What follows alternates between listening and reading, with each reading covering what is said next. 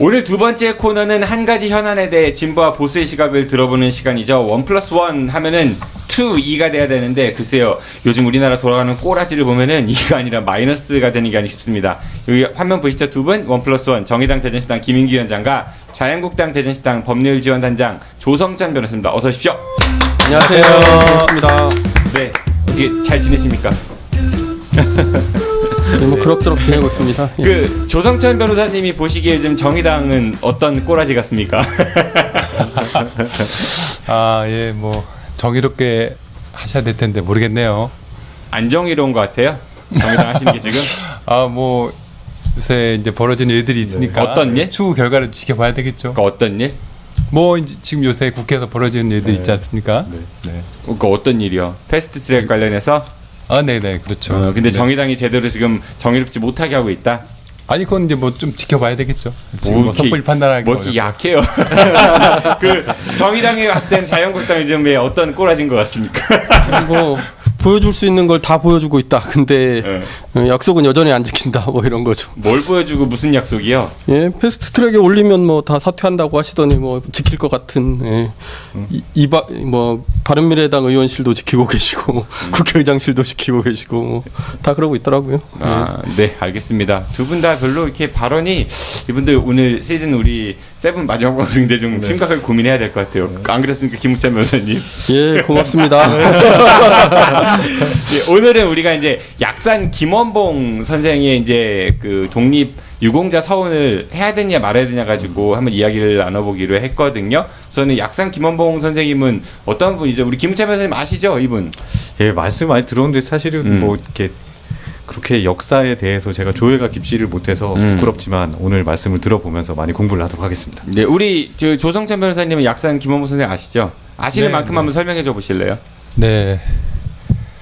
1898년에 밀양에서 출생하셨고요. 오, 예. 1898. 일찍이 이제 독립운동에 투신하셔서 네. 1919년에 의열단을 조직했고요. 네, 그 후에 이제 뭐 광복군 부사령관, 대한민국 임시정부 국무위원 이런 역할을 하셨고 이때까지는 아주 좋았습니다. 근데 이제 광복 후에 나름대로 이제 남부 합작 이제 여운형 선생과 같이 이렇게 활동을 하시다가 이제 48년이죠. 이제 평양에서 열리는 그 재정당 연석 회의에 참석하셨다가 이제 그대로 남으셨죠. 그래서 이제 그 이후에 이제 북한 정권 수립에 관여를 하신 거고 이제 6.25 이후에 이제 1958년인가요? 그때 이제 김일성으로부터 이제 숙청을 당한 그런 비운의 비운이라고 하면 그런 거예요. 하여튼 비운의 정치인 이렇게 생각하고 있습니다. 정치인이자 독립운동가로 볼 수 있을 독립운동가죠. 것 같고. 네네. 우리 김 위원장님이 보시는 뭐 약산 김원봉 선생에 대한 이야기 지금 뭐 조 변호사님 말씀하신 거는 일단 큰 이견 없으신 거죠? 예, 그렇죠. 네. 예, 예. 이분 그 독립 유공자 그 서운을 해야 돼요, 안 해야 돼요? 일단 결론부터 얘기해 보죠. 우리 조 변호사님 어떻게 생각하십니까? 저희 뭐 일단 서원에 반대하는 반대하신다는 입장이고 우리 김인기 위원장께서는 저야 뭐 찬성하겠죠. 찬성하는 입장이고, 네, 그래요. 그 얘기를 해볼 건데 제가 이 질문을 좀 드려볼게요. 두 분께 공통으로. 어떤 언론에서도 이런 질문을 안 하더라고요.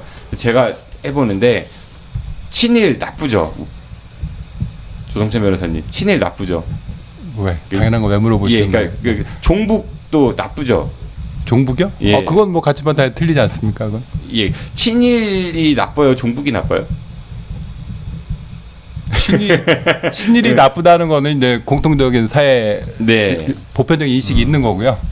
종북이라는 단어는 지금 뭐 그렇게 학문적으로 뭐 친북 정립돼 그러면, 있다 네, 이렇게. 응. 친북 뭐 우리나라 지금 대한민국 사회에서는 뭐 저는 좋아하진 않지만 또 나름대로 뭐 북한을 좋아할 수도 있는, 왜냐면 뭐 자유민주주의 국가 아닙니까? 네. 뭐 자유민주적 기본질서를 네. 저해하지 않는 한도에서 뭐 좋아하고 안 좋아하고는 본인의 판단이겠죠. 우리 김인기 위원장께서 어떻습니까, 위원장님? 예. 친일이 나빠요, 종북이 나빠요? 친밀 안 물어봐요? 친밀? 여기 미국 일단 오늘 주제가 약산 김원봉 선생이니까, 네. 아니 이제 어떤 면을 강조하느냐에 따라 좀 다를 텐데요. 뭐 이제 친일이라고 했을 때에는 뭐 이제 일제에 부역한 걸 의미하거나 뭐 이제 군국주의에 대해서 찬성하거나 뭐 이제 친화적인 것을 이야기하는 측면이기 때문에 대부분이 뭐 이건 뭐 나쁘다고 볼 수 있고, 친북은 뭐 가치 판단에 따라 좀 다르다고 생각해요. 근데 뭐 이것이 어떤 이제 대한민국에서는 친북도 이게 낙인 찍기 이런 걸로 쓰여 왔고 지금까지. 그러니까 사실은 사회적인 용법은 두 가지가 별로 다르지 않다 이렇게 생각을 하는데 저는 뭐 친북이든 친일이든 개인의 판단이고 근데 그게 사회적으로 어떻게 평가받느냐도 개인이 책임져야 될 일이다 이렇게 생각합니다. 제가 그거 질문을 드린 이유가 뭐냐면은 우리나라에서 이제 이른바 친일에 대해서 나쁘다라고 얘기는 하지만 실질적으로 그 친일 역사 청산에 있어서는 굉장히 좀 뭐랄까 문제가 많이 있다라는 게 보편적 시각인 거잖아요. 그거에 반해서 이제 북한에 관련된 것들은 김 위원장 말씀하신 대로 뭐 낙인 찍기라든지 뭐 빨갱이 뭐 이런 것들을 가지고 굉장히 이념 갈등, 대립 이런 것들이 많이 있었던 것 같아서 한번 여쭤봤던 거예요. 네. 그러면은 왜 우리 조성천 변호사님께서는 김원봉 선생님에 대해서 독립유공자 서원에 반대하는지 말씀을 좀 해줘 보시죠. 네. 뭐 김원봉 선생이 뭐 독립 운동가다 이거에 대해서 뭐 이해를 잘 먹었겠죠. 그럼 독립 유공자냐? 이건 다른 문제라고 생각합니다. 카메라를 보시고 말씀하시면 훨씬 더 잘생기게 나와요. 네. 네. 그래서 이제 독립 유공자 예우에 관한 법률에 의하면은 이제 일제 침탈 이후부터 1945년 8월 14일까지 예. 독립운동을 한 사람을 대상으로 이렇게 유공자로 하게 돼 있는데 이제 이게 뭐가 문제가 있냐면은 법에는 뭐 해방 후에 사회주의 활동을 했는지 이런 건 얘기가 없는 거거든요. 그러니까 45년 8월 14일 이전까지 독립운동을 하다가 순국하신 분이나 그런 애국지사에 대해서 이제 독립유공자로 하게 돼 있다. 이렇게 돼 있는데 이제 보훈처 이제 내부 규정이 있는 거죠. 거기에는 이제 지금까지 그 법규라고 보기는 어려운데 예, 하여튼 그런 행정규칙이나 이런 내부 규정 성격으로서 북한 정권 수립이나 사회주의 활동을 한 사람은 배제한다 이런 식으로 논의가 돼 있던 건데 그게 언제 만들어진 거예요? 꽤 오래전에 만들어진 거고요. 그게 사회주의 활동도 해방 전에 사회주의 활동은 허용한다. 이게 이제 문재인 정부 들어와서 이제 개정된 내용인 것이죠. 네, 해방 전 사회주의 활동은 허용한다. 그러면 해방 후 사회주의 활동은 어떻게 볼 것이냐. 이거에 대한 아직 이제 보편적인 합의는 이르지 못한 것이죠. 그래서 지금 이제 김원봉 선생 같은 경우 해방 전에 뭐 독립운동을 했다는 거에 대해서는 이견이 없을 것이고 다만 해방 이후에 사회주의 활동을 해서 북한 정권 수립에 관여했고 6.25 납치에 대한 책임도 있지 않느냐 이런 차원에서 대한민국의 정통성을 부인하는 것이다. 만약에 김원봉 선생을 유공자로 인정하면 이런 식의 이제 생각이 저희가 갖고 있는 것이죠. 네, 우리 김기현님께서는 이제 왜 돼야 된다고 생각하십니까? 예, 저는 뭐 이제 그 보훈처 규정에 대해서 말씀하셨는데 그게 좀 낡은 게 아닌가 우리 사회의 논의 수준에 비하면 많이 낡은 게 아닌가 싶고요. 어쨌든 그 시대에 사회주의 좌파를 선택하게 되는 배경들이 있는 거잖아요. 그래서 이제 어쨌든 이 민족해방운동, 뭐 독립운동 이런 것들을 하던 시기에 보면 이제 뭐 그런 얘기 하잖아요. 1919년에 미국의 윌슨 대통령이 뭐 민족 자결주의를 이야기했고 막 이런 이야기들을 하잖아요. 근데 이제 러시아 혁명의 정신 중에 하나가 소수민족에 대한 자결주의거든요.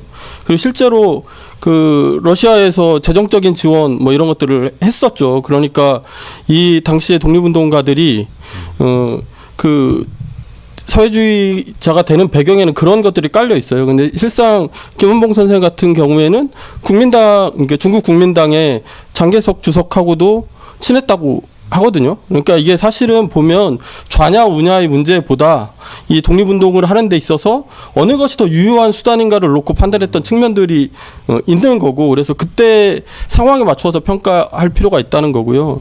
이제 북으로 넘어가는 배경도 그렇지 않습니까? 이제 당시에 어쨌든 뭐 이제 좌우가 계속 뭐 테러 당하고 죽고 이런 것들이 있었고 이승만 정권의 수립이라든가 미군정의 이 이제 방향이라고 하는 것이 뭐 이제 그 공산당 활동을 불법화 시킨다든가 하면서 좌파에 대해서 이제 압박이 가해져 오는 상황이었고 함께 활동하던 여운형 선생이 암살당하는 그런 상황들이 있었던 거죠. 그러면서 사실은 북으로 갔다기보다는 북으로 떠밀려 난 거죠. 근데 이제 물론 저는 이 한국 전쟁에 대한 책임이나 이제 김일성 그 주석이 그 시절에 이제 대규모 숙청들이 있다고요.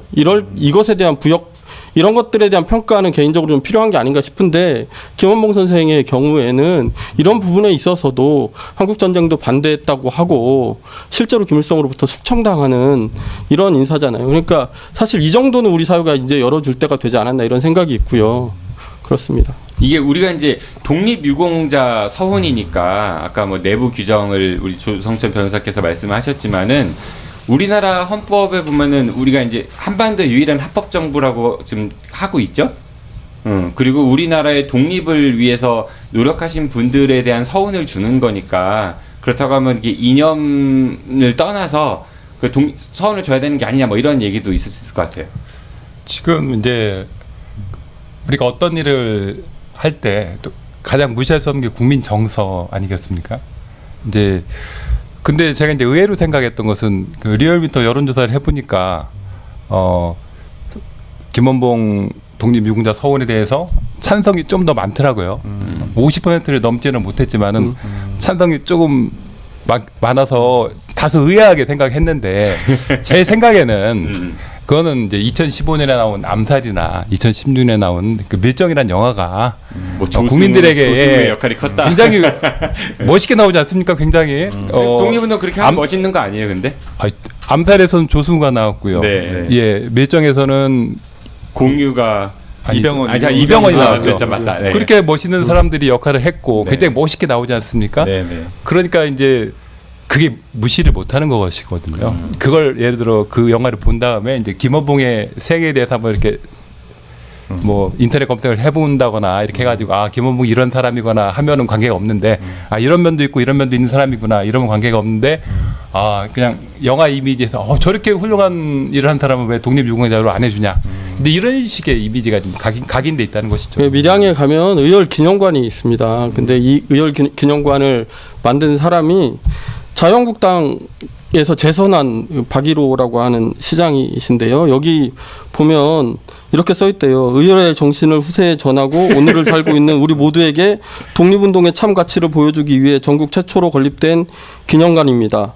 의열의 정신으로 항일 독립운동에 앞장섰던 독립투사들의 꿈과 희망을 찾아가는 소중한 공간으로 남을 수 있도록 늘 최선을 다하겠습니다. 이렇게 이제 그 기념관을 설립한 이유를 이렇게 쓰고 있는 거죠. 그러니까 이게 사실은 저는 이 자유한국당이 계속 이 문재인 정권을 공격할 때도 계속 좌파를 동원하잖아요.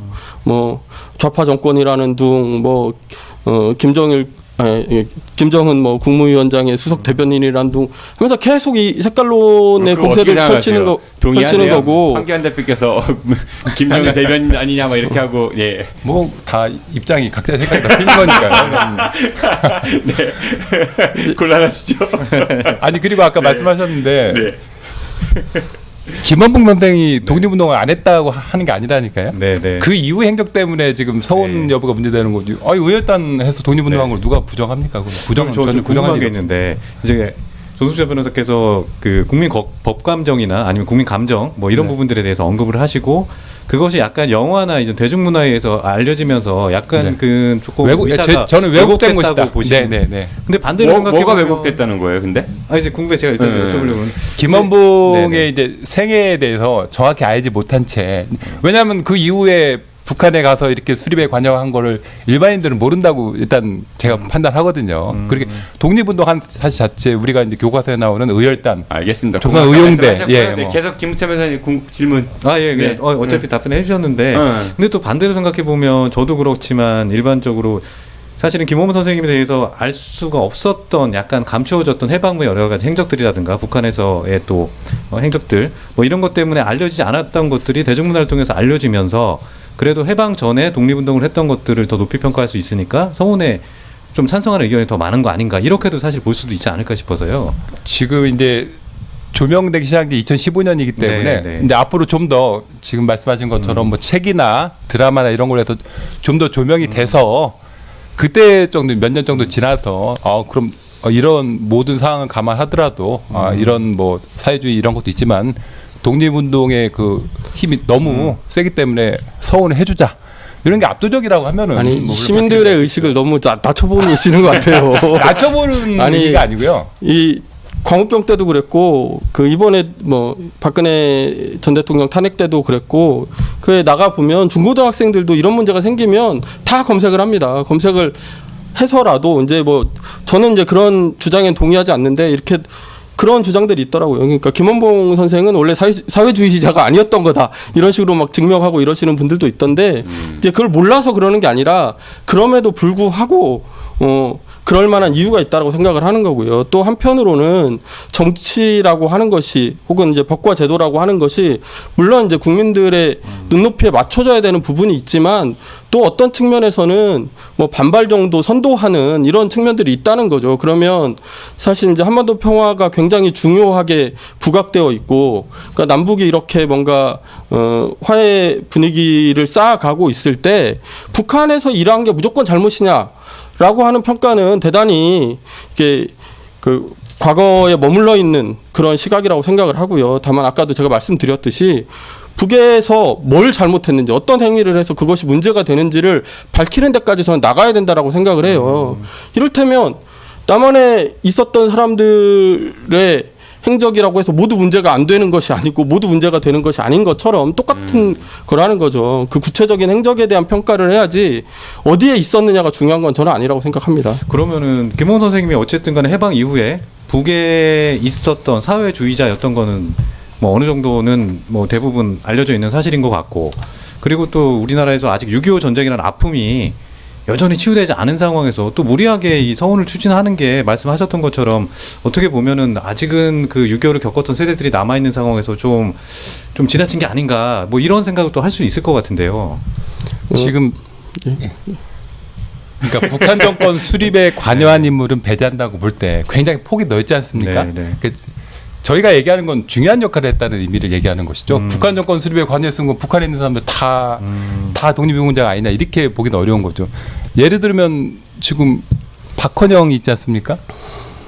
박헌영은 굉장히 많이 관여한 사람인데 지금 김원봉이 만약에 독립유공자가 되면은 박헌영도 돼야 되는 것이거든요. 뭐 독립운동을 엄청나게 많이 하는 사람만 독립유공자가 되는 건 아니지 않습니까 지금? 그럼 박헌영도 돼야 되고 뭐 좀 더 개인차가 있겠지만 뭐 김일성도 될 수 있는 것이죠. 그러면 독립운동을 한 게 맞으니까. 그렇기 때문에 아직은 이런 보편적인 이게 국민 의식이 정립돼 있다고 보기 그래도 어렵기 많이 때문에. 진전된 것 같아요. 예전에는 김일성 그렇죠. 독립운동 가짜다 뭐 이런 거 이렇게 했었는데 요즘은 인정하는 것 같으니까 많이 우리 어렸을 때는 그렇게 봤잖아요. 김일성이 독립운동했던 그 사람이 아니다 가짜인데 왜곡했다 이렇게 인정을 할 수밖에 없다 이렇게 얘기를 하는 거죠. 아니 자료가 그렇게 만약에 얘기하더라 있다고 이렇게 하면 인정할 얘기- 수밖에 없는 거죠. 여덟 자료가 얘기했잖아요. 있다면. 네. 근데 아까도 이제 말씀하셨지만 김대중 정부 때부터 사실은 이 기준이 달라지기 시작했고요. 노무현 정부 때는 실제로 그 이제 북한 정권에 관여하지 않은 여러 명이 이제 독립유공 서운을 받게 되거든요. 그러니까 이제 시대의 변화에 따라서 이런 기준들이 달라진 겁니다. 달라진 거고 그래서 충분히 논의할 만한 테두리 안에 들어와 있는 분이라고 저는 생각을 하고요. 그리고 이제 어쨌든 그 시대를 잘 봐야 되는데 북한 정권이 수립되면서 사실 여러 번의 숙청이 있습니다. 여러 번의 숙청이 있고 아까 얘기했던 뭐 이제 그 국내파에 대한 숙청도 있고 연안파에 대한 숙청도 있고 뭐 여러 번의 숙청들을 거쳐 나가는 과정에서 사실은 이 김일성 주석이 일당 그 북한은 이 당과 국가가 같은 이런 체계잖아요. 그런 체계 안에서 김원봉 선생은 당원도 아니었고 그래서 이 주는 직책, 부르는 이름들이 굉장히 고위급으로 느껴지지만 이건 핵심이 아니었다는 뜻이거든요. 당원이 아니면 가장 핵심부에 놓지는 않거든요. 그러니까 오히려 이제 북한의 입장에서 뭔가 이렇게 체제를 선전하기 위해서 주어진 자리일 수도 있는 것이고 그건 여러 가지의 가능성으로 해석해 봐야 되고 결국은 숙청당하잖아요. 이런 과정들을 보면 북한 정권 수립에 굉장히 핵심적인 역할을 했다고 보기는 어려운 거죠. 사실. 그럼 만약에 핵심적인 역할을 한 부분이 일부 드러난다면 지금 견해를 유지하시는 건가요? 아니면 바꾸시는 건가요? 그러니까 저는 아까 이제 처음에 기준으로 네. 말씀을 드렸는데 한국 전쟁을 일으키는 데 있어서 한국 전쟁에서 굉장히 중요한 역할을 했다던가 이런 경우는 받아들이기 어렵다 이렇게 생각을 하는 거고 물론 이제 그게 정치적 사안이긴 하지만 김일성이 숙청하면서 죽어갔던 사람이 굉장히 많거든요. 이런 과정에 대한 개입도 좀 살펴봐야 되는 거 아닌가 이렇게 생각합니다. 저는. 지금 당원이 아니라고 하셨는데 어떤 의미인지는 잘 모르겠고요. 노동당 당원이 아니었다고요. 김원봉은 분명히 중앙위원을 했고요. 그 이후에 최고인민회의 대의원 상임 부위원장까지 그러니까 했거든요. 그것은 그러니까 한자까지 같은 사람의 동명이인이라고 하는 주장이 있습니다. 그리고 아니 그 주장이 있지만 아니, 인터넷 검색처리는 다 당원으로 나오는 아니 거예요. 그러니까 그게 밝혀진 주장이라고 하는 것이 있습니다. 예. 네, 알겠습니다. 끝으로 이거 한번 여쭤볼게요. 우리 대한민국이라는 국가의 정체성에 대해서 우리가 좀 이견이 있는 게 아닌가 싶어요. 그러니까 무슨 얘기냐면은 이 대한민국이라는 국가의 정체성이 이념 중심으로 가야 되느냐? 그러니까 뭐 우리 흔히 얘기하는 보수에서 얘기하는 자유민주주의 아니면 뭐 사회주의 뭐 이런 이념 중심으로 가야 되는지 아니면 민족 중심으로 가야 되는 것인지 그거에 대한 두 분의 생각을 좀 짧게 듣고 시간 마치겠습니다. 네. 네. 대한민국은 이념이죠? 민주주의 공화국이죠. 자유민주주의 기본질서를 토대로 하고 있습니다만은 일부 헌법에 이제 혼합경제적 요소가 가미돼 있는 것이죠. 사회민주적 요소가 약간은 가미돼 있지만 근간은 자유민주적 기본질서라고 할 수밖에 없는 것이고 그렇기 때문에 이제 이 사회주의에 대한 어떤 뭐 알레르기랄까 이런 인상이 있는 것인데 제 생각에 같은 김어봉 선생에 대해서는 좀 더 연구가 돼서 아까 말씀하신 것처럼 여러 가지를 밝혀져서 국민들이 이런 면은 있긴 하지만은 독립운동의 공이 워낙 크기 때문에 서원을 해야겠다 하면은 뭐 굳이 반대할 이유는 없겠죠. 다만 현재로서는 부족하다 이런 생각입니다. 그러니까 우리 조성철 변호사님께서는 대한민국은 민족보다는 헌법에 이제 기초해서 자유민주주의 그러니까 이념으로 국가 정체성을 봐야 된다. 제 질문은 민족으로 되는 국가도 있나요? 네, 알겠습니다. 우리 김인기 원장께서는 어떻게 생각하십니까? 아니, 저는 뭐 민족이든 이념이든 간에 뭐 어쨌든 다 중요한 요소들 중에 하나인데 문제는 이제 적대시가 문제라고 생각을 하는 거예요. 이제 좌파인 저는 뭐 예를 들어 평등과 연대를 중요한 가치로 생각한다고 하면 이제 보수는 자유와 성장 이런 걸 중요한 가치로 생각할 수 있고 이것이 매우 대립되고 양립할 수 없는 주장이냐. 뭐 이제 그런 시대가 있었으나 지금은 그렇지 않다는 거죠. 그리고 이제 어쨌든 뭐 자본주의, 사회주의 이게 두 개 다 양립할 수 없는 문제냐? 아니 장점을 놓고 계속 이렇게 뭔가 통합돼 가고 있는 것들이 있는 거잖아요. 그러면 사실 이제 이런 추세들을 인정할 필요가 있다는 거죠.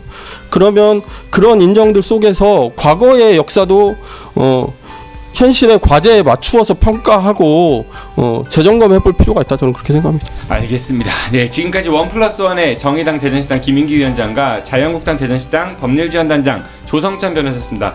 오늘이 시즌 7 1그룹 마지막 방송인 거 아시죠? 예, 두 분 궁합이 잘 맞았던 것 같으세요? 네. 그럼 평가를 해주셔야지. 고생 많이 하셨고요. 다음 기회에 뵐 수 있었으면 좋겠습니다. 고맙습니다. 안녕히 가십시오. 불러주세요. 감사합니다.